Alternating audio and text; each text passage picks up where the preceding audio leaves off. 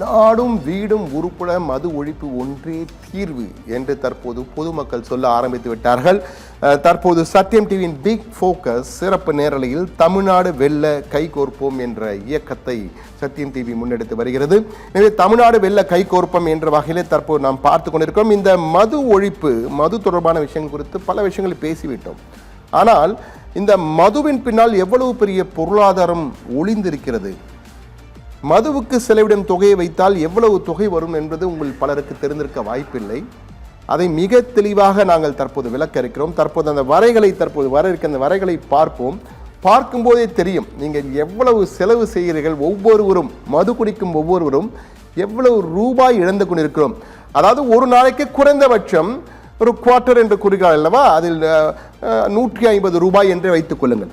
ஒருவர் ஒரு நாளைக்கு 150 ரூபாய் செலவு செய்தால் ஒரு வாரத்திற்கு 1050 ரூபாய், ஒரு மாதத்திற்கு 4500, 3 மாதத்திற்கு 13800 ரூபாய், 3 மாதத்திற்கு 13800 ரூபாய் செலவு செய்கிறார். அதுவே அவர் 3 மாதத்திலிருந்து 6 மாதத்திற்கு எவ்வளவு செய்வார்? 27300. ஓராண்டுக்கு 54750 ரூபாய். அதாவது ஒரு நாளைக்கு 150 ரூபாய் செலவு செய்தால் ஓராண்டுக்கு ஒருவர் மட்டும் 54750 ரூபாய் செலவு செய்கிறார். இதை பாருங்கள், நீங்கள் பாருங்கள். வெறும் 150 ரூபா ஒரு நாளைக்குன்னு பார்க்குறோம். ஆனால் கிட்டத்தட்ட ஓராண்டுக்கு ஒரு மனிதர் 54750 ரூபாய். இதையே ஒரு மனிதர் செய்கிறார்.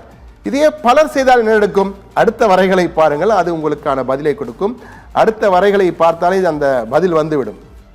1 கோடி பேருக்கு, ஒரு தமிழகத்திலே 8 கோடி பேர் இருக்கிறார்கள் என்று வைத்துக் கொள்ளுங்கள். இதில் 1 கோடி பேர் மது குடிக்கிறார்கள் என்று எடுத்துக்கொண்டால் ஒரு நபர் ஒரு வருடத்திற்கு 54750 ரூபாய் செலவு செய்தால் 1 கோடி பேருக்கு ஒரு வருடத்திற்கு எவ்வளவு பூஜ்ஜியம் பாருங்கள்.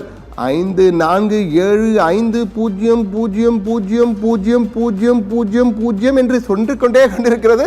கிட்டத்தட்ட 54750 கோடி ரூபாய். டாஸ்மாக் விற்றாலே உங்களுக்கு 48000 கோடி தான் வருமானம் வருகிறது. ஆனால் 54750 கோடி ரூபாய் 1 கோடி பேர் கொடுத்தாலே எவ்வளவு ரூபாய்! இதை எவ்வளவு நலத்திட்டங்களுக்கு செயல்படுத்த முடியும், செலவிட முடியும்? அதாவது நீங்கள் நினைத்து பாருங்கள், ஒருவேளை மது விலக்கு வந்துவிட்டால் இந்த 1 கோடி பேர் குடிக்கின்ற 54750 கோடி ரூபாய் என்பது எங்கே செல்ல போகிறது? மற்ற விடயங்களுக்கு, வீட்டுப் பொருட்கள் வாங்குவதற்கு, துணிமணிகள் வாங்குவதற்கு, மளிகை சாமான் வாங்குவதற்கு, காய்கறி வாங்குவதற்கு, இது போன்ற மற்ற விடயங்களுக்கு செலவானால் இது பொருளாதாரத்தை எந்த அளவுக்கு உயர்த்தும் என்று பாருங்கள். அனைவருடைய பொருளாதாரம் உயரும். அரசாங்கத்துக்கு வருமானம் வரி வருவாயா கிடைக்கும், நமக்கும் நம்முடைய வீட்டு தேவைக்கான பொருட்கள் வந்து சேரும். ஆனால் இவை அனைத்தும் தற்போது எங்கு சென்று கொண்டிருக்கிறது? மது என்னும் அரக்கனுக்கு சென்று கொண்டிருக்கிறது. மது என்னும் அரக்கனுக்கு சென்று கொண்டே, அந்த அரக்கன் குடித்துக் கொண்டிருக்கிறான்.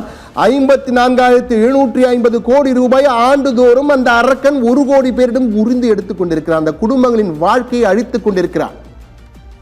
இதற்கு முற்றுப்புள்ளி வேண்டும் என்றால் நிச்சயமாக தமிழக அரசாங்கம் முடிவெடுக்க வேண்டும். முடிவெடுக்க வேண்டிய கட்டாயத்திற்கு வந்துவிட்டோம். கட்டாயமாக முடிவெடுக்க வேண்டிய நிலைக்கு வந்துவிட்டோம். சூப்பர் சிஎமாக வேண்டும் என்றால் முதலமைச்சர் ஜோசப் விஜய் மது விலக்கு என்ற அதிரடியான ஒரு உத்தரவை போட்டு தாய்மார்களின் உள்ளத்தில் என்றென்றும் நிரந்தரமாக குடியிருந்து கொள்ளலாம். அந்த அளவுக்கு அவர் மிகப்பெரிய அளவுக்கு உயர்ந்து விடுவார். தற்போது அவர் மேல் பல விமர்சனங்கள் வைக்கின்றன. ஆனால் மது விலக்கை அவர் கொண்டு வந்தால் தமிழகத்தின் அசைக்க முடியாத சூப்பர் சிஎமாக அவர் மாறுவது உறுதி. அதில் மாற்று கருத்து இருக்க முடியாது என்பதற்கு தான் இந்த உதாரணமாக இந்த கணக்கீடுகளை நாம் கொடுத்திருக்கிறோம். ஒரு நபருக்கு ஒரு நாள் முதல் ஒரு வருடம் வரை என்று பார்த்தால் 54750 ரூபாய் செலவு செய்கிறார். ஆனால் அதுவே 1 கோடி பேர் ஓராண்டுக்கு இதுபோல் குடித்தால் 54750 கோடி ரூபாய் தண்டத்திற்கு மது அரக்கனுக்காக தண்டம் கட்டி கொண்டிருக்கிறார்கள் இவர்கள். இதை ஒழிக்க வேண்டும் அல்லவா? அதை தான் சத்தியம் டிவி தற்போது தமிழ்நாடு வெல்ல கை கோர்ப்போம் என்ற வகையில் இந்த இயக்கத்தை முன்னெடுத்திருக்கிறது என்பதை தான் தற்போது நாம் பார்த்து கொண்டிருக்கிறோம்.